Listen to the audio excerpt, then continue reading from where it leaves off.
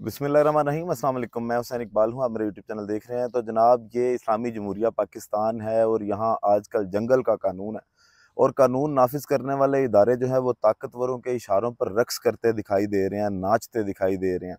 आज इस कौम की बहादुर बेटी को, सनम जावेद को, 14 माह और 4 दिन के बाद सिर्फ 1 घंटे की रिहाई मिलती है। और अदालतों का जिस तरह से मजाक उड़ाया जा रहा है, अदालतों के फैसलों को जिस तरह रद्दी की टोकरी में फेंका जा रहा है, हवा में उड़ाया जा रहा है, वैसे ही बिल्कुल आज फिर से अदालत के फैसले को हवा में उड़ाया गया। सनम जावेद को आज रिहाई मिलती है इस्लामाबाद की डिस्ट्रिक्ट एंड सेशन कोर्ट से और उसका तफसीली फैसला भी जारी कर दिया जाता है। जो केस था इन पे साइबर क्राइम का, FIA के साइबर क्राइम विंग का, उसका आज तफसीली फैसला भी जारी किया गया। सनम जावेद को बरी किया गया। और याद रहे कि सनम जावेद साहबा जो हैं वो 10 मई 2023 के बाद से गिरफ्तार हैं और उनकी गिरफ्तारी के बाद आज उनको मुख्तलिफ मुकदमात में बार बार जमानतें मिलती हैं, फिर गिरफ्तार कर लिया जाता है। कभी साहिवाल, कभी लाहौर की पुलिस और कभी गुजरांवाला की और फिर इस्लामाबाद की पुलिस उनको गिरफ्तार करती है।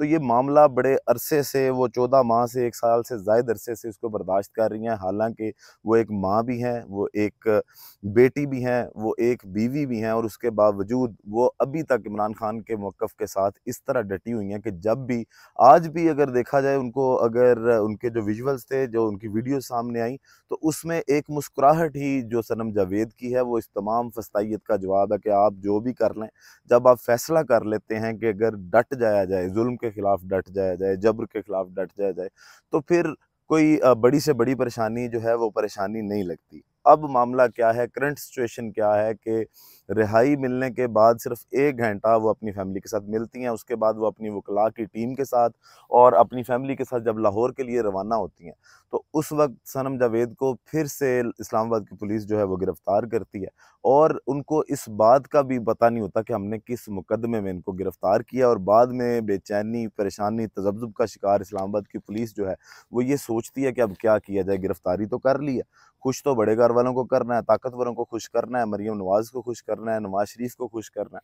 तो उसके लिए कौन सा केस जो है वो बेस्ट रहेगा कि सनम जावेद पे डाल दिया जाए। फिर फैसला ये किया जाता है कि 3 MPO के तहत इनकी गिरफ्तारी डाल दी जाए कि जनाब इनके जेल से बाहर रहने से अमनो अमा का जो सारा मामला है वो बड़ा डिस्टर्ब होगा और जो अमन की सूरत हाल है वो मुल्क में ख़राब होगी। अब एक निहत्ती लड़की से, एक बच्चों की माँ से, 2 बच्चों के की वालिदा हैं सनम जावेद साहिबा, उनसे अगर इस वक्त रियासत को इतना डर है या ताकतवरों को इतना डर है, तो ये वाकई एक लम्हा फ़िक्रिया उन लोगों के लिए भी है कि वो कहाँ पे इस टाइम खड़े हैं।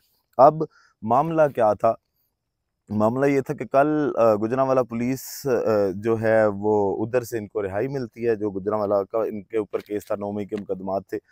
उसके बाद इस्लामाबाद पुलिस बड़ी फुर्ती से, वही इस्लामाबाद पुलिस जो रऊफ़ हसन साहब का जो केस था, उन पे जो कातिलाना हमला हुआ था और इस्लामाबाद के मेन एरिया में हुआ था, उनके कातिल जो ख्वाजा सरा थे, जो जिन्होंने उन पे कातिलाना हमला किया था, उनको ढूंढने में जो इस्लामाबाद पुलिस नाकाम रही, वो इतनी तेज़ी से वहाँ पहुँचती है कि अगर इनकी रिहाई हो जाती है तो फ़ौरन हमने इनको पकड़ना, और ये उनकी रिहाई से पहले वहाँ पे मौजूद थे। यहाँ पे ये कहते हैं कि जनाब वो ना हम CCTV होने के बावजूद उनके चेहरे पहचान सकें, क्योंकि उन्होंने एक तो मेकअप बहुत ज़्यादा किया हुआ था, लिपस्टिकें लगाई हुई थी, उसके पीछे पता नहीं चला कि जनाब वो कौन से लोग हैं जिन्होंने रऊफ़ हसन पे जो है वो हमला किया। फिर ये कहते हैं कि इतनी जदीद टेक्नोलॉजी का आप एक साइड पे दावा करते हैं, फिर आप ये कहते हैं कि जनाब वो गाड़ी की जो नंबर प्लेट थी वो इतनी ब्लर थी कि हम उसको भी अभी तक ट्रेस नहीं कर पाए। तो वही पुलिस जो है वो कल भी इनको गिरफ्तार करती है, फिर आज दोबारा से इनको गिरफ्तार करती है बगैर किसी मुकदमे में। तो ये अपने आप के अंदर एक अजीब सी कैफियत है, एक अजीब सा मामला बना हुआ है पाकिस्तान के अंदर कि जनाब यहाँ पे कोई भी किसी को जो है वो पूछने वाला नहीं है, कोई इस पे एक्शन लेने वाला नहीं है, और जो एक्शन लेना चाहते हैं उनका मजाक उड़ाया जाता है और अदालतों के फैसलों को जो है वो रद्दी की टोकरी में फेंका जाता है। अब जो तफसीली फैसला आज इस केस में आया आया जो इन पे साइबर क्राइम विंग का था FIA का, और उस फैसले के अंदर जिस तरह पाकिस्तान तहरीक इंसाफ के वकला ने, जिसमें मियाँ अली अशफाक साहब हैं और जिस तरह बाबर अवान साहब हैं, उन्होंने जिस तरह ये फ़ैसला लेके आज उसमें दलाइल दिए समाअत के दौरान, और जिस तरह ये केस लड़ा, इस केस को जिस तरह टेकअप किया, वो वाकई काबिल तारीफ़ है, काबिल दाद है कि उनकी दाद उस पर बनती है। आज बाबर अवान साहब ने अदालत में ये दलाइल दिए, ये गुफ्तगू की कि ये खातून है और माँ है, कुछ तो खौफ करें। FIR में इंक्वायरी का लिखा है, बताएं कब इंक्वायरी की, कब सनम जावेद को नोटिस दिया। ये FIR नहीं, बस कागज़ है जो अदालत के सामने रखी गई है। FIR पंजाब में 11 मरतबा दर्ज हो चुकी। ये रूल ऑफ लॉ कहते हैं। तो दुबई लीक आई, दिखाएं कहाँ तहकीकात की गई। ये बाबर अवान साहब ने जनाब आज अदालत में गुफ्तगू की। फिर कहा, मैं पहले FIA को बड़ा अच्छा इदारा समझता था।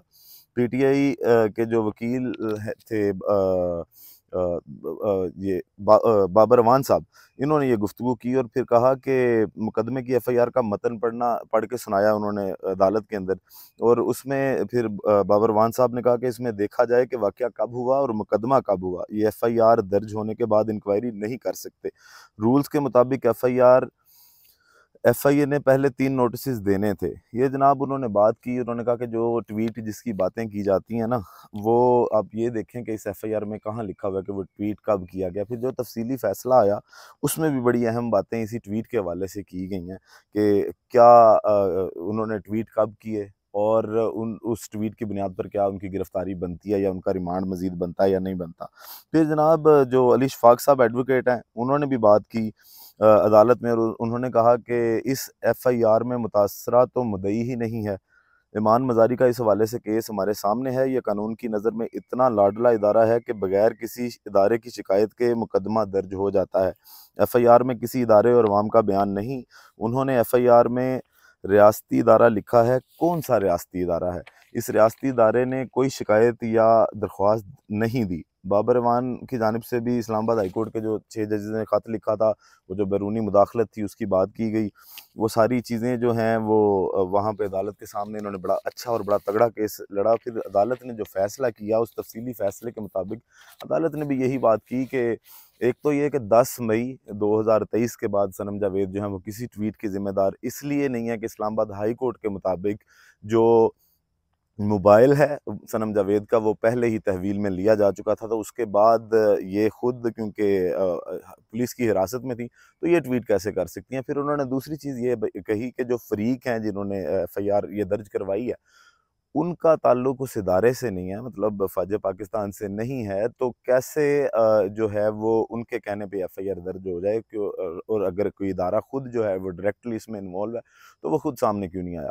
फिर उस तफसीली फ़ैसले में ये भी कहा गया कि अगर ये बात की भी जाए कि इन्होंने उकसाया है लोगों को ट्विटर के थ्रू और अपने ट्वीट के थ्रू कि वो लोग उठें और वो किसी के ख़िलाफ़ बात करें, तो क्या हमारे जो इदारे हैं, जो फ़ौज पाकिस्तान है या जो दूसरे कानून नाफ़िज़ करने वाले इदारे हैं, इनकी जो इतनी कमज़ोर हैं, इनका इमेज इतना कमज़ोर नहीं है कि ये किसी एक शख्स के ट्वीट करने की वजह से जो है वो ख़राब हो जाए, तो ये बेबुनियाद से जो है मामलात हैं, उसके बाद उनको बरी कर दिया जाता है इस्लामाबाद की डिस्ट्रिक्ट एंड सेशन कोर्ट की जानिब से।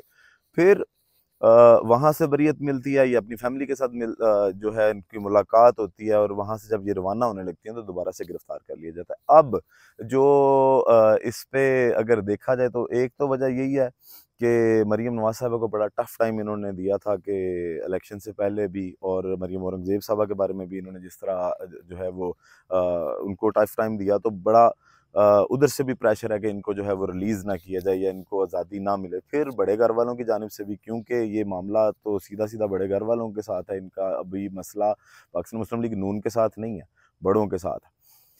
अब आज ख्वाजा साद रफ़ीक साहब जो हैं वो भी सनम जावेद के हक़ में बोल पड़े हैं, और उन्होंने भी बात ये की है। हालाँकि वो नवाज़ शरीफ साहब के बड़े करीबी साथी हैं, और ख्वाजा साद रफ़ीक साहब के बकौल सनम जावेद जो हैं इनको रिहा कर देना चाहिए और सिला रहमी करनी चाहिए, क्योंकि वो एक माँ हैं और उनके बच्चे उनका इंतज़ार कर रहे हैं, तो उन बच्चों का क्या कसूर है। लेकिन ख्वाजा साहब शायद आप ये भूल गए हैं कि मियाँ साहब का इख्तियार इतना नहीं है, वो तो खुद डील करके अपने मुकदमात हटवा के यहाँ पे आके पता नहीं कैसे बैठे हैं। जैसे उनके साथ इलेक्शंस के बाद जो डील उनको साथ की गई थी वो पूरी नहीं की गई।